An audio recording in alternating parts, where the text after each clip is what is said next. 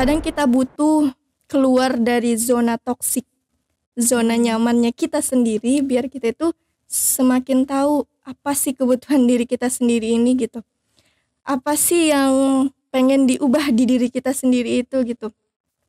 Mungkin cara kita keluar dari zona itu kita semakin lebih baik dan semakin ngelihat jati diri kita itu oh sebenarnya ini gitu. Kalau kita mengenal TikTok tuh kayak joget-joget gitu kan. Tapi ternyata saya sendiri kenal TikTok itu ternyata banyak ada edukasinya dan lain sebagainya. Dulu itu di kelas 2 SMP tuh aku pernah sakit 3 bulan. 3 bulan kayak sakit lambung, sakit mah. Ternyata setelah cek darah 2 bulan kemudian tuh aku sakit usus buntu. Sampai ayah aku bilang itu sebelum meninggal sama ibu aku, nanti kalau akunya sembuh kita bareng-bareng belajar agama sama semua anak-anak kita.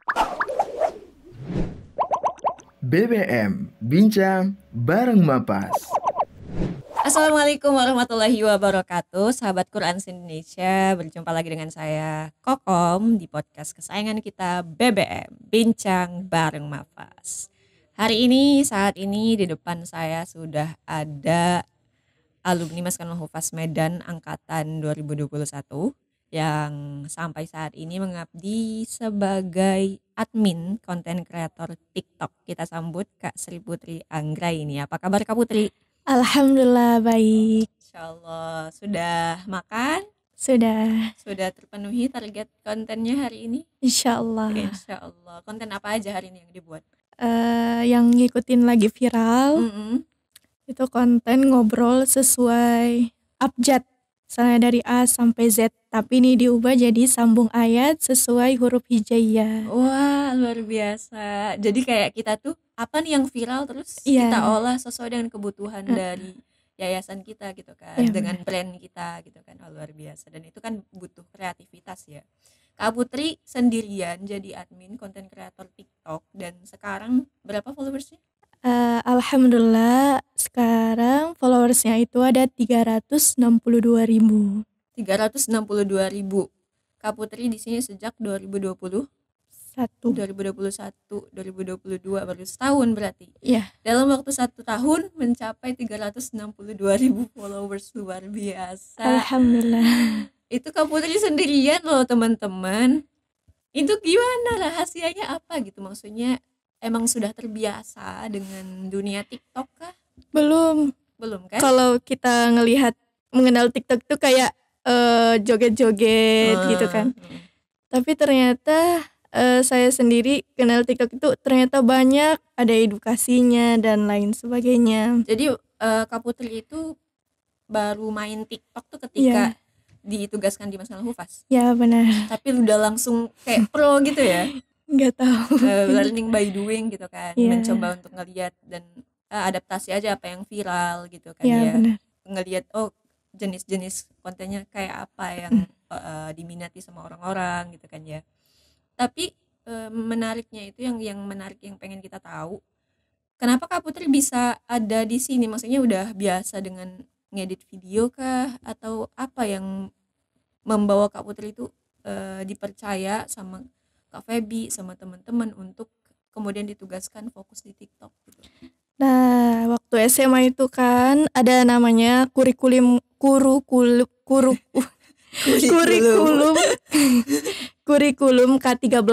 Nah, itu K13 ini tuh merupakan pembelajaran yang serba praktek. Dari misalnya pembelajaran biologi, kimia, dan lain sebagainya. Jadi itu kita belajar praktek, tapi kita itu mendokumentasikannya. Jadi setiap praktek itu kita buat videonya dan kemudian diedit. Nah dari situ tuh teman-teman percaya sama saya tuh, kamu aja yang dokumentasi, kamu aja yang edit. Nah dari situ tuh saya belajar, oh ternyata ngedit itu seperti ini gitu. Dan apa kayak menemukan itu sebagai sesuatu yang menyenangkan. Iya kan? Benar. Ternyata nggak sesulit itu gitu. Nah setelah udah jadi santri, waktu itu ada muhadoroh. Nah kita itu cuman apa ya, iseng-iseng doang. Kita buat film yuk, terus nanti dieditin gitu. Gitu. Jadi di waktu luang gitu kan ya. Jadi Ya, musyrik. sama sih. Sama sebenarnya aku juga waktu jadi santri sempat ngedit video juga. Masya Tapi Allah. jangan ditonton sih, jelek soalnya. Sempat gitu karena yang lagi liburan kan. Kayaknya Kak Putri juga pas lagi liburan kan. Ya udahlah kita buat karya lah gitu kan. Iya. Ya, dari situlah akhirnya diasah lagi pas ngabdi gitu kan sama kayak Kak Putri gitu. Tapi kayaknya aku kalah sih sepak terjangnya sama Kak Putri. Nah, Kak Putri aku dengar juga sebelumnya jualan online ya. Iya. Jadi udah biasa gitu dengan marketing gitu lah ya. Iya. Jadi kayak gimana sih caranya untuk nge-guide orang-orang mau tertarik sama produk kita gitu kan. Tapi jualan itu sejak kapan gitu? Kalau jualannya itu udah sejak SD gitu. Kalau sebelumnya boleh tahu orang tua kerjanya apa? Kalau ibu aku kerjanya di rumah jualan. Jualan juga. Oh, jadi nurun lah ya. Dan Kak Putri jualan untuk bantu-bantu juga gitu atau emang Enggak kemauan sendiri? Kemauan sendiri. Uangnya buat sendiri. Oh, gitu. Ibu aku sempat kayak ngelarang gitu. Kenapa sih harus jualan? Karena jualan aku itu kayak masak sendiri, bangunnya lebih pagi, masak sendiri banget gitu ya. Iya, itu waktu SMA sih, kelas 2 SMA. Kelas 2 SMA gitu. Oh. Sempat berhenti karena nggak dibolehin. Oh, tapi akhirnya lanjut lagi. Ya, karena menyenangkan. Dan nggak keberatan gitu kan. Bisa ngatur waktu juga gitu kan. Tapi jualannya emang dari SD? Iya, tapi itu jualan kayak bukan masak gitu. Oh, beda. Tapi kayak menjual produk gitu. Tapi udah diasah dari kecil. Iya. Kalau untuk mengenai dunia tahfiz nih, Kak Putri kan menghafalkan Al-Quran di Maskal Hufaz. Nah itu boleh nggak kita tahu nih titik awalnya kenapa gitu? Kok masuk ke pesantren gitu? Apakah emang dari awal keluarganya itu didikannya agamis gitu atau seperti apa? Kalau dari keluarga, didikannya itu ya biasa aja, karena keluarga saya itu juga dari umum gitu, biasa-biasa aja.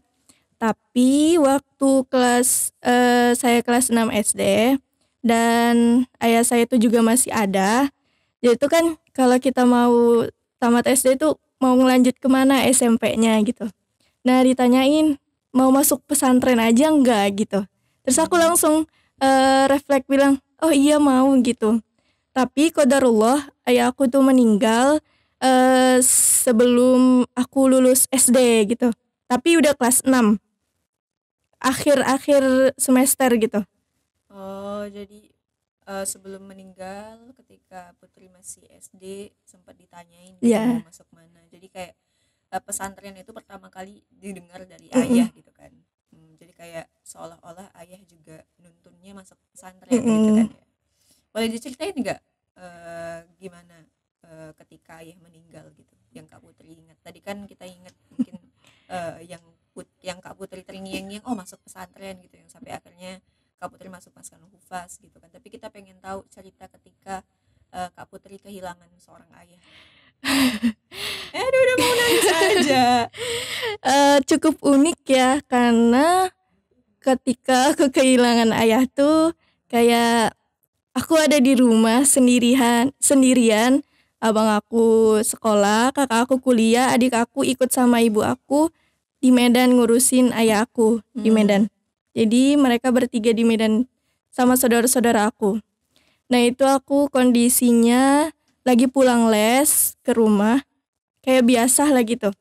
Aktivitas biasa sambil jaga jualan yang di rumah gitu. Itu kan hari Jumat sekitaran ba'da sholat Jumat gitu. Aku tuh kayak biasa aja sambil main tablet, main game gitu kan. Terus kayak aku tuh kesepian kayak ya udahlah mau panggil temen aja yang ke tetangga gitu kan. Tapi kan itu posisinya di hari Jumat, di jam setelah orang sholat Jumat. Ternyata ayahku tuh udah meninggal, tapi kitanya belum ada yang tahu. Jadi tetangga-tetangga aku itu udah tahu semua, tapi nggak dikasih ketahu aku gitu. Oh, jadi kayak emang disuruh rahasiakan Iya. gitu. Jadi Nah, Putri jangan dikasih tahu iya. gitu. Putri sendirian di rumah. Sendirian di rumah kan aku mau pergi ke tempat temen aku, manggil biar ada temen di rumah gitu. Nah aku panggil gitu kan ke rumahnya, sampai di depan pintunya itu lama banget gitu. Ternyata orang tuanya bilang jangan kasih tahu ya kalau ayahnya itu udah nggak ada gitu. Nanti kalau mainnya biasa aja gitu sama dia gitu kan. Terus kita main berdua, main HP gitu kan. Tapi dia nggak bilang sama sekali gitu. Nggak mencurigakan Enggak, gitu. tapi dia diem aja gitu kan, diem aja. Kelihatan dong gitu. Heeh. Aku tanyain gitu kan. Terus orang-orang pada datang ke rumah aku gitu, ngapain gitu. Sampai tetangga aku bilang, tutup aja ya jualannya gitu, bersihin rumahnya gitu. Habis itu kunci rumahnya rapat-rapat gitu, maksudnya kunci semuanya gitu-gitu. Jadi kamu mulai ini kenapa Iya sih? kenapa gitu kan. Terus pakai baju yang rapi gitu, maksudnya pakai jilbab gitu. Makin bingung kan kenapa. Terus disuruh keluar dulu ke rumah tetangga yang sebelah ke depannya gitu. Kenapa gitu. Terus orang-orang semakin rame datang ke rumah gitu kan. Kamu nggak larang gitu, ini rumahku Iya gitu. kayak kan karena masih kecil gitu kan. Jadi terus abang aku juga nggak tahu karena masih sekolah kan. Waktu itu abang aku masih SMA. Jadi nggak tahu gitu. Jadi itu semakin deg-degan, semakin kayak gelisah gitu. Kenapa gitu kan. Iya sih, Tuh. paham masih kecil juga gitu kan ya. Tiba-tiba kayak aku ngerasa sedih sendiri gitu. Ya, Sedih. walaupun belum tahu Iya, gitu belum kan, tapi kayak tahu. feelingnya udah dapet lah gitu kan. Terus pas namanya. aku nangis itu kayak dibilang sabar ya gitu, sabar gitu. Nah aku kayak udah feeling gitu ternyata gitu. Terus taunya kapan? Iya pas kan aku udah nangis, mereka bilang sabar ya gitu. Ya kamu Nanti udah kayak udah eh, ayahnya udah nggak sakit lagi, berarti kan udah oh ternyata gitu. Nah itu aku udah nangis sendirian. Aku nggak ada ibu aku, nggak ada siapa-siapa di situ, semua tetangga aku, saudara-saudara aku juga pada masih di sana gitu, masih di Medan gitu.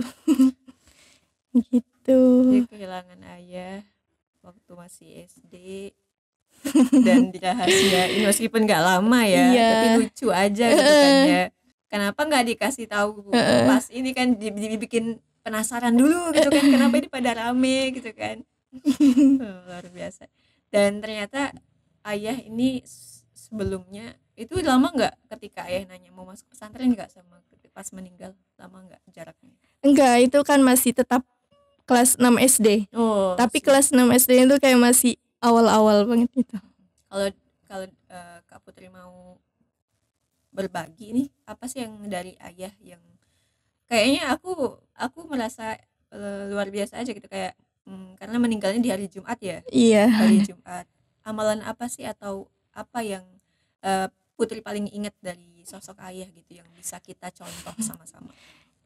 Kalau amalannya ya, maksudnya aktivitas ayah aku itu sebenarnya kayak orang-orang biasa sebelumnya gitu, bekerja terus pulang gitu. Tapi masya Allah beliau meninggalnya dalam keadaan baik. Maksudnya itu kan di hari Jumat ya, beliau sama ibu aku berdua ngobrol, maksudnya dalam keadaan baik. Saat ngucap syahadat pun beliau sama ibu aku gitu. Sampai ayah aku bilang pengen madu, ini bibirnya kering gitu. Ibu aku langsung bilang, langsung cariin kan, tapi ayah aku nggak berhenti untuk ngucapin syahadat itu sampai beliau wafat gitu. Masya Allah. Mungkin ada satu amalan yang mungkin beliau rahasiakan sampai meninggalnya pun dalam keadaan husnul khotimah. Iya sih benar, kita harus punya amalan rahasia gitu. Iya. Jangan sampai rahasia kita sama Allah itu cuman aib-aib kita doang gitu kan. Iya. Jadi harus ada rahasia yang manusia nggak tahu, cuma kita sama Allah yang tahu. Ya kalau aku jadi, tolong dong ada tisu nggak? Tisu Bu. Nggak bisa banget dengan yang kayak gitu. Aduh, kok jadi cerita ya sih. Oke, kita skip kayaknya, nggak mau sedih-sedih. Kamu sedih-sedih udah banyak. 2023 baru 3 hari udah banyak nangis, gimana sih ya? Aduh. Ya, kita harus belajar sih maksudnya dari orang-orang yang sudah mendahului kita gitu kan, terutama orang-orang yang tersayang gitu kan. Jadi kita harus kayak mereka gitu, ketika kita meninggal itu ada pelajaran yang orang ambil gitu. Sampai ayah aku bilang itu sebelum meninggal sama ibu aku, nanti kalau akunya sembuh kita bareng-bareng belajar agama sama semua anak-anak kita nanti gitu kan. Tapi qadarullah beliau udah karena kitanya emang benar-benar dari awam banget soal gitu. agama tapi ada gitu. kemauan untuk wah kita nggak boleh kayak gini gitu kan. Jadi ibu aku langsung kayak tersentuh hatinya gitu. Gitu. Terus gimana lanjut. Banyak kalimat-kalimat beliau sebelum meninggal tuh yang buat ibu aku tuh kayak apa ya? Apa sih namanya? Apa berubah lebih apa gimana? Iya, jadi setelah beliau wafat tuh meninggal, ibu aku juga lebih banyak perubahannya, lebih semakin banyaklah perubahan-perubahan yang ibu aku lakukan, kayak contohnya mengaji, lebih rajin lagi, semakin belajar lagi, karena ibu aku juga bener-bener nggak tahu Quran dulunya, tapi beliau Masya Allah belajarnya dari Iqra. Dan itu umurnya udah berapa ya? Udah 40 tahun ke atas. 40 tahun. Dan sekarang gimana? Masya Allah Al-Qurannya udah lancar. Masya Allah. Aku luar biasa sih ibunya. Jadi tuh pasti ibu aku nginget kata-kata ayah aku, nanti kalau udah sembuh kita ajarin anak-anak kita buat belajar ngafal-ngafal surah gitu. Aku masih ingat banget karena ibu aku semua ceritain gitu. Kayak emang jadi kan meninggalnya itu kayak benar-benar sesuatu yang buat orang-orang lain tuh berubah gitu kan. Kayak punya jadi titik balik lah gitu kan.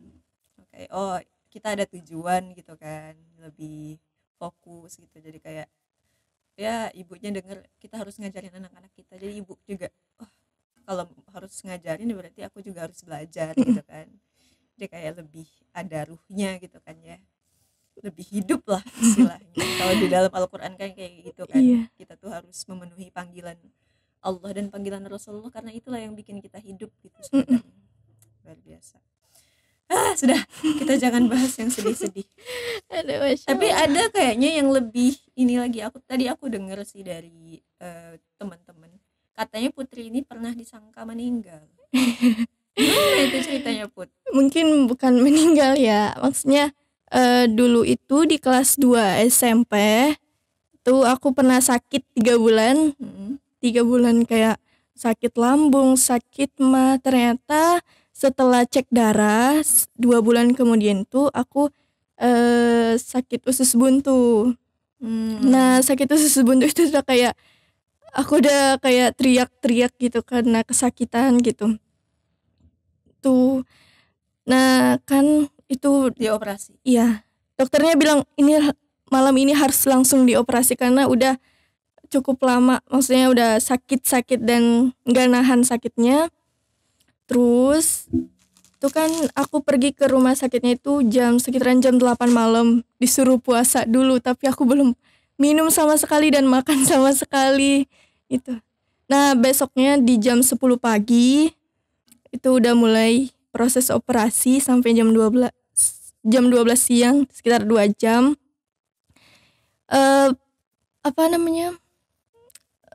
Yang dioperasi itu kan banyak. Nah, aku salah satu pasien yang cukup lama sadarnya. Nah, itu kan jam 12 siang aku selesai keluar dari ruang operasi. Nah, itu aku sekitarnya sadar itu jam 7 malam. Harusnya biusnya itu udah selesai gitu. Harusnya kamu udah sadar. Tapi kamu lebih double kayaknya ya. Iya. Nah, jadi orang yang kayaknya jadi gimana gitu kan, khawatir gitu kan. Sampai semua teman-teman sekolah aku udah pada datang ke rumah sakit buat jengukin aku, tapi akunya nggak bangun-bangun gitu. Kayak kata mereka. Tapi nggak ada yang bilang meninggal kan? Iya, tapi kan mama aku pasti kayak udah was-was gitu, nangis ya kayak gitu. Kok nggak bangun-bangun gitu kan? Teman-teman aku bilangnya aku udah bisikin loh, kenapa nggak bangun gitu kan? Ya gimana kalau biusnya itu nggak itu? Ya masih dalam biusan sebenarnya itu. Padahal orang-orang setelah dari ruang operasi itu kayak langsung sadar gitu, bahkan sebelum selesai mereka udah sadar duluan gitu. Tapi kok aku lama gitu. Tiba-tiba waktu aku sadar jam 7 gitu kan, jam 7 malam. Tapi kamu ada ngerasain apa gitu selama di bis? Nggak ada sama sekali. Kirain kayak mati suri gitu, kayak kemana gitu. Tapi ada satu uniknya kata mama aku ngucapin setelah bius itu udah nggak ada efeknya lagi. Udah nggak ada efeknya. Aku bilang nanti kalau aku udah sembuh aku mau ngasih makan anak-anak yatim ya 10 orang gitu. Itu tuh langsung refleks gitu. Iya. Jadi nggak kayak bukan kesadaran Putri. Itu tuh aku. Tapi Putri tak denger omongan sendiri atau cuman mama yang denger? Itu aku setengah sadar. Wow. Nah mama aku langsung bilang tapi makanannya sate ya gitu. Tuh aku bilang gitu. Jadi langsung gitu. Setelah itu berapa hari kemudian aku itu juga kamu kebingungan gitu, kenapa aku bilang gitu ya? Iya gitu, nggak tahu, refleks aja gitu. Tapi emang direalisasiin ngasih anak ini. Iya. Masya Allah. Karena udah syukuran udah sembuh gitu kan, udah selesai operasi. Tapi itu prosesnya panjang lagi. Oh masih. Karena bertahap ya. Iya. Tapi sekarang udah sehat. Alhamdulillah udah nggak sakit-sakit lagi. Luar biasa. Dan dari titik itu, apakah ketika ayah meninggal Kak Putri sudah hijrah, sudah benar, atau apa titik awalnya sehingga sebelum Kak Putri masuk Maskanul Hufaz gitu kan, maksudnya titik awal kan tadi pengen masuk pesantren karena dari ayah gitu kan, tapi kalau untuk yang benar-benar hijrahnya pakai jilbab, pakai cadar itu sejak kapan? Kalau titik hijrahnya dari kemauan, maksudnya itu niat dari awalnya itu sejak SMP, sejak kejadian itu, sejak yang ada operasi. Ya, sejak operasi kayak ngerasa kayak datang aja hidayah gitu. Setelah itu, setelah penyembuhan beberapa bulan gitu, karena jahitannya dibuka lagi gitu kan, itu kayak emang sakit banget gitu, kayak mungkin aku ngerasainnya kayak sakaratul maut gitu. Karena jahitannya jadi sakit kayak lebih gitu. inget mati lah gitu ya. Gitu. Nah titik hijrahnya itu di kelas 2 udah mulai. Cuman di kelas 3-nya itu udah kayak pakai jilbab menutup dada gitu. Kalau sebelumnya itu kan keluar, kecuali di sekolah, karena sekolah itu emang dikhususin jilbabnya itu emang panjang gitu. Cuman kalau di luar tuh kayak masih belum biasa aja kayak nampak dada gitu. Nah gitu, tapi banyak banget hujat-hujatannya kayak apa ya? Dihujat sok hijrah gitu. Iya, sok hijrah gitu. Karena sejak SMP sampai SMA tuh aku tuh sekelas sama itu nonis. Oh nonis itu sekolah umum? Iya sekolah umum. Kirain masuk ke sekolah yang emang beda ininya. Oh, jadi sekolah umum dan banyak nonisnya di situ. Ya dan itu juga usia labil kan. Iya lagi labil. Jadi kayak yang emang tapi itu tentu bukan hal yang mudah untuk dihadapi. Iya, gitu benar. kan. Sampai kayak di situ juga belum, itu kan proses hijrahnya bertahap. Dari yang pakai kerudung yang menutup aurat tapi belum pakai kaos kaki dan masih pakai celana itu kan. Itu bertahap sampai dan kelas 3 SMP itu bertahap pakai rok tapi masih pakai baju yang agak pendek gitu. Tapi udah kayak dari jilbab menutup dada pakai rok tapi belum pakai kaos kaki gitu. Tetap aja masih dibilang percuma pakai pakaian ini tapi ini itu gitu. Ya mereka sebenarnya mengalahkan ya. Iya. Iya kan? Jadi kayak percuma gini tapi ininya belum gitu. Jadi Iya. kamu kayak ya udah sekalian lah lengkap gitu kan ya. Iya gitu, banyak lah lika-likunya. Dan gimana cara kamu ngadepin itu? Ya kan dibilang istiqomah pasti susah ya di lingkup orang-orang gitu. Tapi ya nggak apa-apa, namanya proses gitu. Nggak semua harus mudah gitu. Nah setelah SMA juga tetap ternyata aku dapat kelas yang nonis juga, bahkan lebih banyak gitu. Kayaknya Islam itu lebih minoritas gitu. Kayaknya Medan ya. cowoknya itu ada 4 yang Islam. Ceweknya ada berapa ya? 15 gitu. Kita ada 36 siswa gitu. Nah, di situ tuh udah kayak pakai handshake gitu. Tapi masih copot-copot gitu. Lepas pasang. Ya lepas pasang handshake, lepas pasang kaos kaki, karena kayak kalau kita pakai kaos kaki pertama kali, misalnya kaos kaki kita warna dongker tapi baju kita itu warna hitam gitu, kayak apa sih, nggak cocok gitu. Jadi kayak masih enggak Iya, ini kayak dilihat nggak enak dilihat, iya gitu. Copot aja lah gitu, sampai akhirnya lepas pasang sampai akhirnya kelas 3 SMA baru mantap. Mm. Baru kayak yang bisa konsisten gitu, lebih ini ya lah, lebih merasa ya udah gitu, bodo amat lah mau nyambung mau enggak Iya. gitu kan. Tapi karena kitanya maksudnya berpakaian seperti itu, jadi teman-teman kita yang di SMA itu kayak segan mungkin gitu kan. Jadi kayak pergaulannya wah, juga sempit gitu, karena kita istiqomahnya juga pasti bisa dibilang susah gitu. Karena waktu berarti kita dikit temannya ya. iya ingat banget waktu SMA itu mencoba sholat duha, itu waktu istirahatnya cuma 15 menit gitu. Harus cepat kan wudu sama sholat itu 15 menit, dan itu tuh dipakai di jam istirahat, karena kalau ketahuan telat masuk apalagi di jam matematika itu kita kena hukum gitu.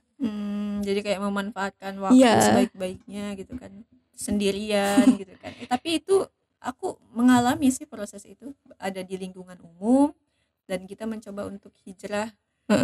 Tapi di situ yang sebenarnya jadi ujian adalah jangan sampai kita menjadi merasa paling suci di Iya. yang lain gitu. Itu kan ujiannya kayak ya udah, kita pun dengan hijrah tuh ingin mengajak yang lain untuk Iya, ayo benar. kita hijrah gitu kan. Kayak nggak sulit kok pakai kayak gini, nggak gerah kok gitu kan. Kayak gitu. Tapi di SMA itu masih tetap campur, maksudnya apa sih, karena kita nggak bisa apa ya, maksudnya campur itu kayak bangkunya gitu masih tetap pasang-pasangan gitu. Namanya juga teman SMA ya gitu. Paham kan. Tapi lingkungan umum. selagi kita masih bisa jaga diri kita, hati kita, tapi kita bakal bisa istiqomah. Betul, luar biasa. Ada yang mau disampaikan sama teman-teman yang masih dalam proses hijrah, masih ragu-ragu untuk jilbabnya panjang gitu? Ada yang mau disampaikan?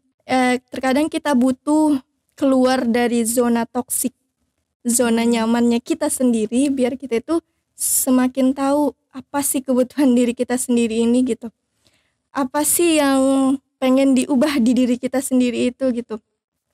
Mungkin cara kita keluar dari zona itu, kita semakin lebih baik dan semakin ngelihat jati diri kita itu, oh sebenarnya ini gitu. Zona, maksudnya keluar dari zona tidak nyaman. Iya, kan karena kita di lingkup orang-orang yang tidak, maksudnya gimana ya? Jadi kita tuh berada di zona yang enggak sesuai sama kita, Iya, untuk gitu. menguji diri kita gitu kan ya. Oh, I see. Jadi kayak ya kita butuh untuk berada di zona tidak nyaman itu, Iya. untuk melatih diri kita gitu kan, untuk tahu oh sebenarnya kita tuh harus kayak gimana sih. Dan karena kalau kita jadi baik di lingkungan yang udah baik, jadi kita tuh jatuhnya kayak ikut-ikutan doang gitu kan. Tapi kalau kita bisa merubah diri kita, berusaha menjadi baik di lingkungan yang mungkin kurang baik gitu kan, bukan berarti kita merasa lebih baik, tapi kita tuh kayak lebih punya dorongan dari diri kita sendiri gitu, kayak semangatnya dari diri kita sendiri, dan kita berharap semangat itu menular ke yang lainnya gitu kan. Insya Allah. Oke, pertanyaan terakhir. Setelah Kak Putri masuk-masuk Hufaz, selesai program tahfiz, apa keberkahan yang Kak Putri rasakan? Keberkahannya itu banyak ya. Salah satunya yang sangat-sangat ngefek banget ke diri aku tuh, keluarga aku tuh semakin harmonis. Oh iya. Kenapa? Sebelumnya kenapa berantem mulu? Bukan berantem. Karena SMA itu kan pergi dari jam 7 pagi, pulang kadang jam 8 malam, kadang jam 7 gitu. Kayak nggak ada komunikasi sama sekali sama ibu aku sendiri gitu kan. Dulu kita tuh sama-sama cuek keluarga. Kadang udah pulang sekolah langsung masuk kamar gitu kan. Ya udah gitu.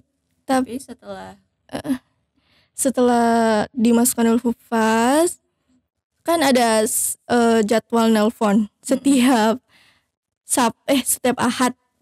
Jadi kayak ngobrolin leluasa gitu, ngobrol sama ibu, ceritain tentang di sini tuh ngapain aja gitu kan. Kayak cerita ini itu tanpa kita kayak tanpa kita malu, tanpa kita apa sih namanya itu? Karena emang udah berlalu sebulan gitu kan ya. Iya. Terus kayak ya ketika itu udah numpuk banyak yang mau diceritain gitu. Tapi kan. kalau jadi di rumah ngalir aja gitu kan. Iya. Tapi kalau di rumah itu walaupun ketemu kayak canggung buat ngobrol gitu. Sampai sekarang tuh kalau nggak nelpon satu hari setiap malam tuh kayak gimana gitu. Karena banyak yang mau diceritain, banyak yang pengen diobrolin gitu. Ini kayaknya pulang ini Putri langsung cerita. Tadi Putri podcast gitu kan. Iya kayak cerita-cerita random karena akunya juga suka cerita random gitu. Jadi kayak lebih akrab ya. Iya. Gitu kan. Dan nggak bisa sehari nggak cerita gitu. Padahal sebelumnya biasa aja nggak cerita gitu kan. Luar biasa. Dan di sini juga Putri banyak cerita gitu. Karena emang banyak sekali hal-hal yang terjadi di Masukkan Hufaz ini gitu, banyak kejutan, banyak kegiatan gitu kan. Ketemu orang-orang hebat gitu kan. Luar biasa. Oke, terima kasih Kak Putri, semangat terus murojaahnya, semoga keharmonisan tadi juga tetap terjaga, tetap cerita. Ceritain nih podcast kita hari ini gimana serunya. Seru gak sih sebenarnya? Seru. Ya kan kita belajar lah, kita sama-sama belajar, saya masih belajar, Kak Putri juga masih belajar. Semangat terus untuk menghadirkan konten-konten edukatif di TikTok gitu kan, kita sama-sama memerangi konten-konten anfaedah dengan konten-konten dakwah. Terima kasih juga teman-teman yang sudah nonton dari awal sampai akhir. Terima kasih sudah tidak skip iklan karena secara tidak langsung teman-teman sudah mendukung Masukkan Hufaz dalam program pengembangan dakwah digital. Sampai jumpa di podcast-podcast selanjutnya. Assalamualaikum warahmatullahi wabarakatuh. BBM Bincang Bareng Mapas.